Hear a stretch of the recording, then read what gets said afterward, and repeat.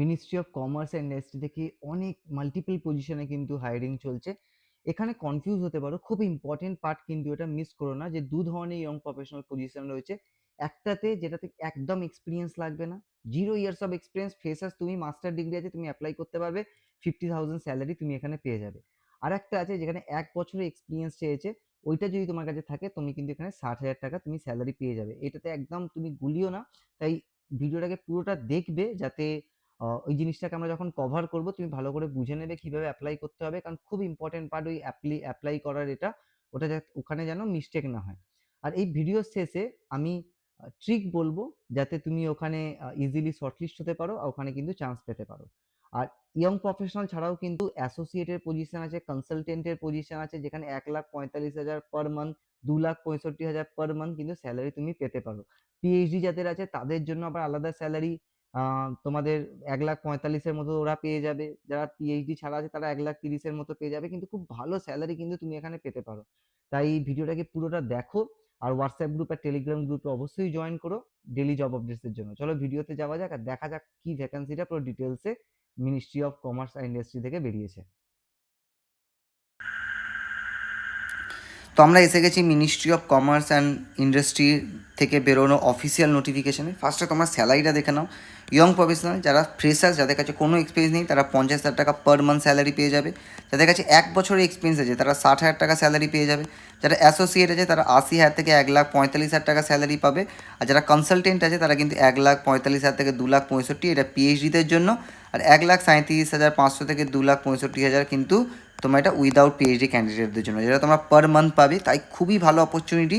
আর এখানে দেখতে পাচ্ছ দুটো ইয়ং প্রফেশনাল, তাই আমি অ্যাপ্লিকেশনটা খুবই ক্রিটিক্যাল পার্ট, যে যেন ওখানে মিস্টেক না হয়, ঠিক আছে? তো ভিডিওটাকে পুরোটা দেখবে। আর সবথেকে বেশি ইম্পর্টেন্ট পার্ট হচ্ছে ভিডিওটার শেষে আমি ট্রিক বলবো, যাতে তোমার শর্ট লিস্টিংয়ের যে চান্স, শর্ট লিস্টের যে চান্সটা, সেটা যেন প্রচুর পরিমাণে বেড়ে যাবে। বাকি স্টুডেন্টদের থেকে তুমি কিন্তু একটা আলাদা জায়গায় স্ট্যান্ড করতে পারবে। তাই এই ক্রিটিক্যাল পার্টগুলোকে ছেড়ো না, তার জন্য তোমাকে ভিডিওটাকে কিন্তু পুরোটা দেখতে হবে। দুটো অ্যাসোসিয়েটের পজিশন আছে, 5টা ইয়ং প্রফেশনাল, দুটো কনসালটেন্টের পজিশন তোমরা এখানে দেখতে পাবে। সোজা চলে যাবো এলিজিবিলিটিতে। এলিজিবিলিটিতে কী চাওয়া গেছে? 50 বছর এজ কনসালটেন্টের জন্য ম্যাক্সিমাম, যেখানে তোমাদের মাস্টার ডিগ্রি চেয়েছে economics, law, international law, public policy, data science, cost accounting and related discipline. Related ডিসিপ্লিনে কিন্তু স্ট্যাটিস্টিক্স আর যত রিলেটেড ডিগ্রি আছে সবই কিন্তু চলে আসছে। তোমাদের 55% মার্ক অ্যাটলিস্ট পেতে হবে এখানে।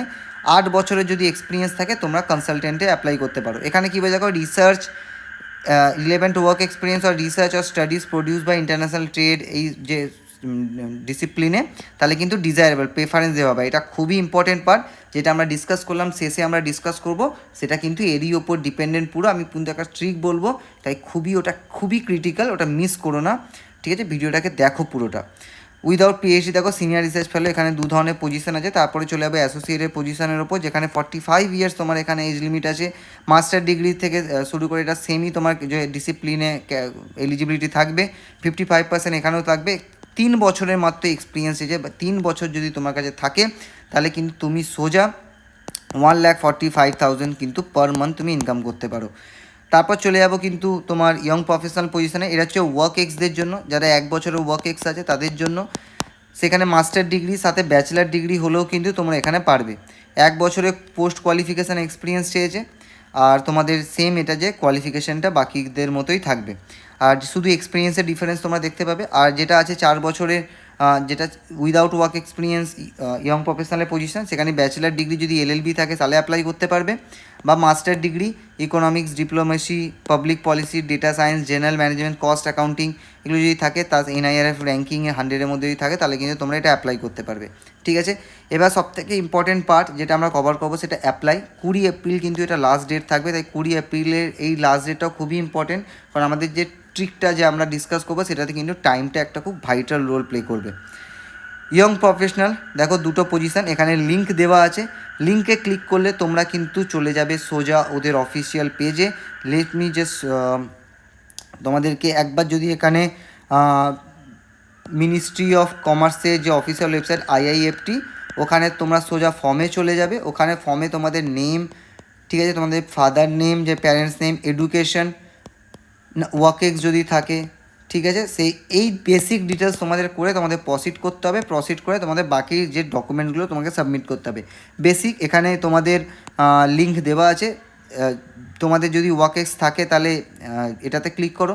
সাথে অনেকের ডাউট হবে যে আমার কাছে তো 1 বছরের আছে, আমি কি দুটোতে করে দেবো? Definitely you should apply for 2 position. যাদের 3 বছরের আছে এক্সপিরিয়েন্স আছে তারা কিন্তু 3টেতেই করে দিও, তোমরা কিন্তু মিস করো না, 3টেতেই কিন্তু আলাদা আলাদা করে নিজেদের প্রোফাইল বানিয়ে ফর্ম ফিল আপটা করে দিও, ঠিক আছে। এবার যেটা সবথেকে মোস্ট ইম্পর্টেন্ট পার্ট আমরা ডিসকাস করে ভেবেছিলাম যে কীভাবে শর্টলিস্টিংয়ের চান্সটা যেটা আছে সেটা কিন্তু বাড়ানো যায়। চলে যাবো যেটা আমরা হাইলাইট করে রেখেছিলাম যে রিলেভেন্ট ওয়ার্ক এক্সপিরিয়েন্স। তোমরা এখন দেখছো 20 এপ্রিল কিন্তু লাস্ট ডেট, তোমাদের কাছে এখনও কিন্তু মোর দ্যান 7 ডেজের ওপর টাইম কিন্তু তোমাদের আছে অ্যাপ্লাই করা। তোমরা এখানে কি করতে পারো, 1 থেকে 2 দিন রিড সাম হিন্দু পেপার পড়বে, ঠিক আছে, বাংলা পেপার না। Try to read Hindu paper or অন্য যদি তোমাদের ইন্টারেস্ট থাকে ইকোনমিক্সের রিলেটেড কোনো পেপার থাকে সেগুলো পড়তে পারো। এখান থেকে তুমি কিছু একটা টপিক চুজ, ওয়ান টপিক যেটা তোমার ইন্টারেস্টেড, ঠিক আছে, সেটা ইকোনমিক্সে হতে পারে, পাবলিক পলিসিতে হতে পারে। ধরো তুমি এনজিও সেক্টরে কাজ করছো, তাহলে সেখানে তুমি কোনো প্রজেক্ট ইমপ্লিমেন্ট করছো, স্বচ্ছ ভারত অভিযান করেছো, স্বচ্ছ ভারত পলিসির ওপর তুমি ঘেঁটে নাও। যে কোনো চুজ ওয়ান টপিক আর সেটা নিয়ে কিন্তু 2 দিন তুমি পড়াশোনা করো। তারপরে রাইট ওয়ান আর্টিকেল, 1 দিনের মধ্যে তুমি একটা সুন্দর আর্টিকেলের ওপর লিখে দেবে, ঠিক আছে, তোমাদের আইডিয়া অলরেডি বিল্ড হয়ে যাবে, আই এম গ্যারান্টিং ইউ। আর এই আর্টিকেলটা তোমাদের বিভিন্ন প্ল্যাটফর্ম আছে যেখানে তোমরা কিন্তু পাবলিশ করতে পারো। যদি 2টো আর্টিকেল তুমি একদিন আরামসে লিখে দিতে পারো, 2টো টপিক চুজ করে, ফায়দা হচ্ছে এইটা তোমাকে লং টার্ম যতদিন তুমি জবে এই লাইফে থাকবে ততদিন তোমাকে বেনিফিট দিয়ে যাবে, হোল লাইফ বেনিফিট দেবে। সাথে যখন পাবলিশ করবে, অনেক এরকম আছে, তোমরা একটা হিন্দু পেপারও পাবলিশ করতে পারো, বিভিন্ন পেপারে পাবলিশ করতে পারো। তাছাড়া ইউটিউবে যদি তুমি সার্চ করো যে কোথায় আমরা পাবলিশ করতে পারি, লিস্ট চলে আসবে, একটা অর্ডার লিস্ট চলে আসবে, সেখানে তোমরা একটা ভালো নাম দেখে একটা 2টো জায়গায় পাবলিশ করে দিতে পারো, ওটাকে তোমাদের সিভিতে কিন্তু অ্যাড করে দিতে পারো। আর সেই এই ছোটো একটা এফর্ট 4 দিনের, এটা কিন্তু তোমাকে অনেক স্টুডেন্টের থেকে কিন্তু আলাদা করে দাঁড় করিয়ে দেবে, ঠিক আছে, আলাদা করে তোমাকে দাঁড় করিয়ে দেবে। এখন এআই আছে, but do not copy AI থেকে কপি করো না, ওখানে কিন্তু প্ল্যাগারিজম চেক হবে, তুমি কিন্তু ধরা পড়ে যাবে। এআই থেকে তুমি আইডিয়া নাও, ভাবো, দেখো যে সেন্টেন্সটা কীভাবে সাজাতে হবে, then you write by yourself. Basic হয় না, 200 পেজের 200 ওয়ার্ডের যদি লেখো, 200 ওয়ার্ডসের লিখলেই কিন্তু তোমার একটা আর্টিকেল কমপ্লিট হয়ে যাবে, তাই বেশি বড়ও লিখতে হবে না, but try to write it by yourself, ঠিক আছে।